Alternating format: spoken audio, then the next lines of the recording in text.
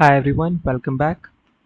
So the GFG problem of the day is spirally traversing a matrix. This is also a very famous question. In this question, we are given a rectangular matrix and our task is to return an array while traversing the matrix in spiral form. So what is the spiral traversal of a matrix? As we can see in the test case, in a spiral traversal, we have to move this way, spirally. That is, first we have to traversal the first row, then the last column, then the last row, then the first column, and so on till all the elements of the matrix are traversed. So what shall we do for this?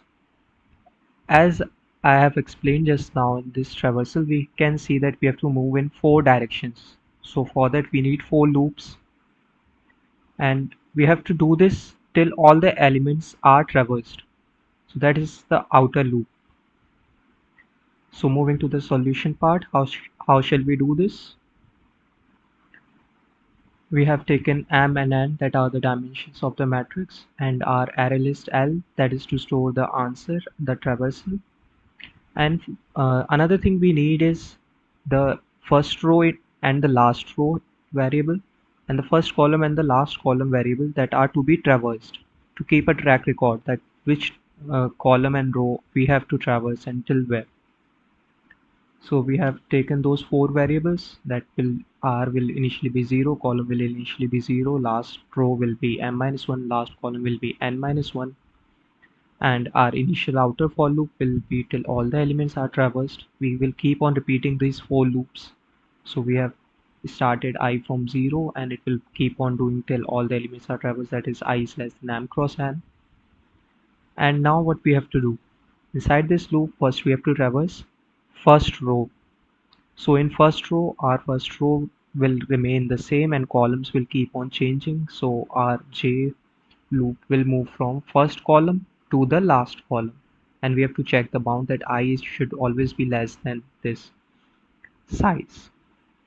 So this is our first loop and we keep on adding. Row remains same, column keeps on changing. Our first row will be traversed and it will be added to our array list. I will keep on changing for each element. After this loop, our first row is completed. So we have increased the index of row. That first row is done. After traversal of first row, where we have to move? We have to move the last column. And in last column, we will have the last column same, but rows will keep on changing. We will move from first row to the last row, from first row to the last row.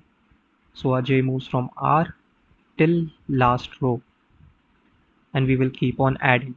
Rows will keep on changing, last column will remain the same. We will keep on adding, I will keep on increasing, same format. Now after completing the last column, our last column will decrease, that our last column is done.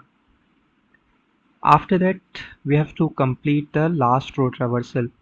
In that, we have to move from last column towards the first column. So the same process, our J loop will move from last column towards first column. We will keep on adding. Our row will remain same, columns will keep on changing. We will keep on adding those to the answer list. I will keep on increasing to keep in bound. After that, our last row is done, so we will decrease the last row.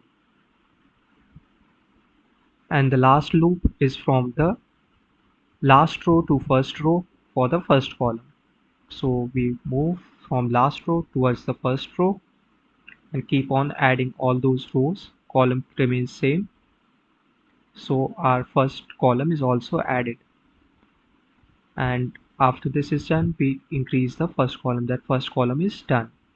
So after these 4 loops, again we will check if all the elements are done or not. If not, then again these 4 loops have to be repeated for inside, and this process will keep on doing till all the elements are traversed, till I is less than m cross n. So this was the simple solution, how we move 4 directions to cover 4 rows. This is the solution for spiral traversal. I hope you guys would have understood it. Thank you.